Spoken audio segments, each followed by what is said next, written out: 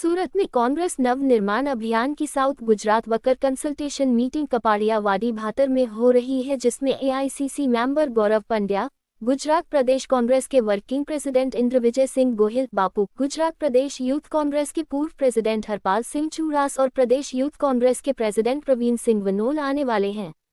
आइए मिलकर इस पर कंसल्टेशन करें कि कांग्रेस 2027 का विधानसभा चुनाव कैसे जीत सकती है और 2027 में गुजरात विधानसभा में कांग्रेस की सरकार बनाने का राहुल जी का सपना पूरा करें।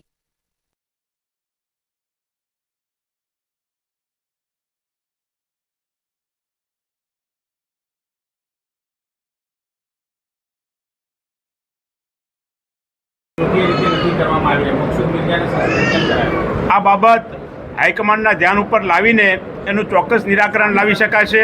ભાઈ મકસૂદ મિર્જાને પણ હું છેલ્લા 25 વર્ષથી એનએસવાયના માધ્યમથી કાર્ય કરતા હતા ત્યારથી પરિચિત છું। જીવનના બહુમૂલ્ય વર્ષો પણ કોંગ્રેસ પાર્ટી માટે એમણે આપેલા છે। ત્યારે પરિવારની અંદર કોઈ પણ વિષય હોય તો એને ચર્ચા કરીને ચોક્કસ સોર્ટ આઉટ કરી શકાતો હોય છે। આ કોંગ્રેસ નવનિર્માણ અભિયાનની જરૂર શું પડી? સમગ્ર ગુજરાત રાજ્યની અંદર ભારતીય જનતા પાર્ટીના શાસનમાં શહેરી વિકાસ મંત્રાલય આજે સૂતું હોય એ પ્રકારની પરિસ્થિતિ છે। સુરતની અંદર તક્ષશિલા કાંડ બને, વડોદરાની અંદર હરણી બોટ કાંડ બને, મોરબીની અંદર ઝુલતાપુરના કિનારાનો બનાવ બને। આ તમામ પ્રકારની પરિસ્થિતિ ઊભી થવા છતાં રાજકોટની અંદર ટીઆરપી ગેમ ઝોન કાંડની અંદર પણ યુવાનોએ 500 ડિગ્રી ટેમ્પરેચરની અંદર પોતાનો જીવ ગુમાવ્યો હોય, પરંતુ આ તમામ પરિસ્થિતિઓ છતાં પણ કોંગ્રેસ પક્ષ આ જગ્યાએ જે પ્રકારનો દેખાવ થવો જોઈએ નથી થયો, એની જવાબદારી અમે સ્વીકારીએ છીએ। પરંતુ આવનારા દિવસોની અંદર એવું શું નવનિર્માણ કરીને વધારે સારો દેખાવ કરી શકાય એની ચર્ચા કરવા માટે કાર્યકરો સાથે ઉપસ્થિત થયા છીએ। સમગ્ર ગુજરાત રાજ્યની અંદર જુદા જુદા બેનર નીચે કોંગ્રેસના કાર્યકરોને પ્લેટફોર્મ આપવાના કોંગ્રેસના આગેવાનો પ્રયત્ન કરતા હોય છે।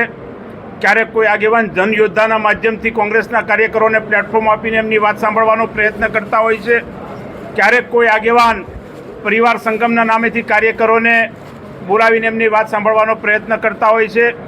આજે નવનિર્માણ અભિયાનના માધ્યમથી કોંગ્રેસના કાર્યકરોને આમંત્રણ આપવામાં આવ્યું છે। જે કોઈ કાર્યકરો અહીંયા ઉપસ્થિત છે, ઘણી મોટી સંખ્યામાં, વિશાળ સંખ્યામાં તમામે તમામ દક્ષિણ ગુજરાતમાંથી 35 વિધાનસભામાંથી કોંગ્રેસ પક્ષના અગત્યના આગેવાનો આવ્યા છે। સૌનું અમે સ્વાગત કરીએ છીએ અને જે નથી આવ્યા, જે સાથે નથી, એમને પણ સાથે લાવવાનો પ્રયત્ન કરશું।